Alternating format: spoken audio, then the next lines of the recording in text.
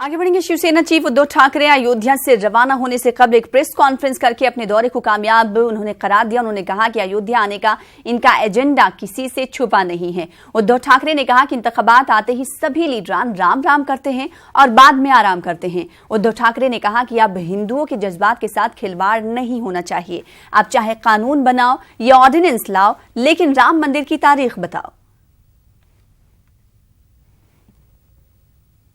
देश के नहीं, पूरे विश्व के हिंदू इंतजार कर रहे हैं कि राम मंदिर कब बनेगा। कहा जाता है कि जब भी चुनाव आते हैं तो मंदिर का मुद्दा उठाया जाता है और चुनाव के बाद मतलब चुनाव के प्रचार के दरमियान सब लोग राम राम करते हैं और चुनाव के बाद आराम करते हैं। बीच में मैंने सुना था कि मुख्यमंत्री योगी जी ने कहा कि मंदिर था, है और रहेगा। ये तो हमारी धारणा है, हमारी भावना है। दुख इस बात का है कि वो दिख नहीं रहा। वो मंदिर दिखेगा कब? था, है और रहेगा, ये तो बात है, लेकिन दिखना चाहिए। वो दिख नहीं रहा, वो दिखेगा कब? जल्द से जल्द उसका निर्माण होना चाहिए। और जैसे मैंने कल कहा कि अब चुनाव के लिए कुछ दिन बाकी रहेंगे, कुछ महीने बाकी रहेंगे। एक सेशन अभी आखिरी सेशन होगा, तो चलो लाओ एक कानून बनाओ, अध्यादेश लाओ। शिवसेना तो अपना साथ हिंदुत्व के लिए दे ही रही थी, दे ही रही है, और हिंदुत्व के लिए कुछ अच्छी बातें होगी तो उस विषय तक हम साथ देंगे। अटल जी की सरकार एक मिलीजुली सरकार थी, तो चलो उस वक्त ये मामला नहीं उठा सकते थे हम, लेकिन आज की सरकार बहुत ताकतवर है। ये सरकार मजबूत है, और अगर ये सरकार नहीं करेगी फिर दूसरी कौन सी सरकार करेगी? तो कुछ दिन बाकी रहेंगे। मंदिर तो होगा, मंदिर तो होगा ही होगा, लेकिन अगर ये सरकार मंदिर नहीं बनाएगी तो शायद ये सरकार नहीं बनेगी, लेकिन मंदिर जरूर बनेगा। शिवसेना सरबराह उद्धव ठाकरे के अयोध्या दौरे और मंदिर की तामीर के मामले पर एमआईएम ने सख्त रद्द-ए-अमल जाहिर किया है। एमआईएम का कहना है कि शिवसेना मंदिर की सियासत कर रही है। अगर वो मंदिर के मामले में संजीदा होती तो पिछले 20 वर्षों से ऐन चुनाव के मौके पर इसे नहीं उछालते। एमआईएम रुकन असेंबली इम्तियाज जलील ने जोर देकर कहा कि मुल्क की बका और सलामती के लिए सबको अदालत के फैसले का इंतजार करना चाहिए।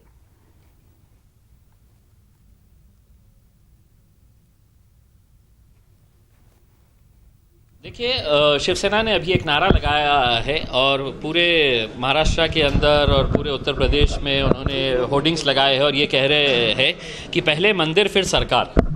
हम उनसे ये कहना चाह रहे हैं कि 2014 में तो आपकी सरकार आ गई थी, तब आपने ये बोलना चाहिए था अब आ गई है सरकार, अब बनेगी मंदिर। लेकिन हुआ ये कि आपने अपने एजेंडा के अंदर दुनिया की हर चीज़ आपने कर दी है 4 साल 4.5 साल। अब कुछ चंद लम्हे बचे हुए हैं अपने सरकार के, तो फिर राम याद आ गए, तो अब राम की याद में निकल पड़े हैं। अब मालूम है कि पिछले 20 साल से जनता को अपन इसी मुद्दे के ऊपर बेवकूफ़ बना रहे हैं, तो चल पड़े हैं वहाँ पर सवारी लेकर। उसमें हमारा ये कहना है कि एक बहुत ही सेंसिटिव मुद्दा है और इस मुद्दे को अगर हम सुप्रीम कोर्ट का अगर आदर करते हैं, इस मुल्क के सर्वोच्च न्यायालय का हम पालन करते हैं आदेशों का, तो मेरे हिसाब से कुछ महीने रुकिए। अदालत का जो भी फैसला आएगा वो सभी जात धर्म मजहब के लोगों को उसको मानना पड़ेगा।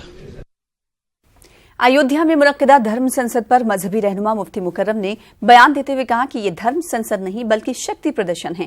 उन्होंने कहा कि इस शक्ति प्रदर्शन के जरिए सुप्रीम कोर्ट पर दबाव बनाने की कोशिश की जा रही है।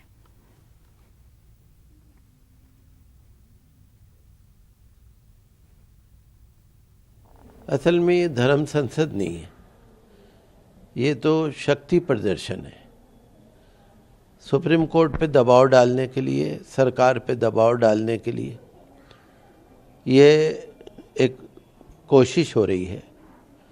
बहरहाल हम तो देखिए धर्म के किसी भी काम में उसके ख़िलाफ़ नहीं है। धर्म के लिए लोग जमा होते हैं और बहुत सारी जगहों पर जमा होते हैं। बहरहाल ये है कि शांति रहनी चाहिए और कोई ऐसी बात ना हो कि जिससे शांति भंग हो, जिससे law and order situation create हो, कोई झगड़ा हो, ऐसा नहीं होना चाहिए। धर्म तो देखिए अच्छी बात सिखाता है, तो बहरहाल अगर धर्म के लिए कोई वहाँ जमा होता है तो इस पे हमें कोई एतराज़ नहीं है। और ये खाली धर्म संसद जो कुछ वहाँ के जो धार्मिक लोग कर रहे हैं वो नहीं, बल्कि इसमें मुझे लगता है कि उत्तर प्रदेश सरकार भी इसमें शामिल है और वो भी ये चाहती है कि वहाँ पर कोई ना कोई इस तरह का बड़ा पब्लिक की मीटिंग हो ताकि वो सुप्रीम कोर्ट पे या कहीं प्रेशर बन सके।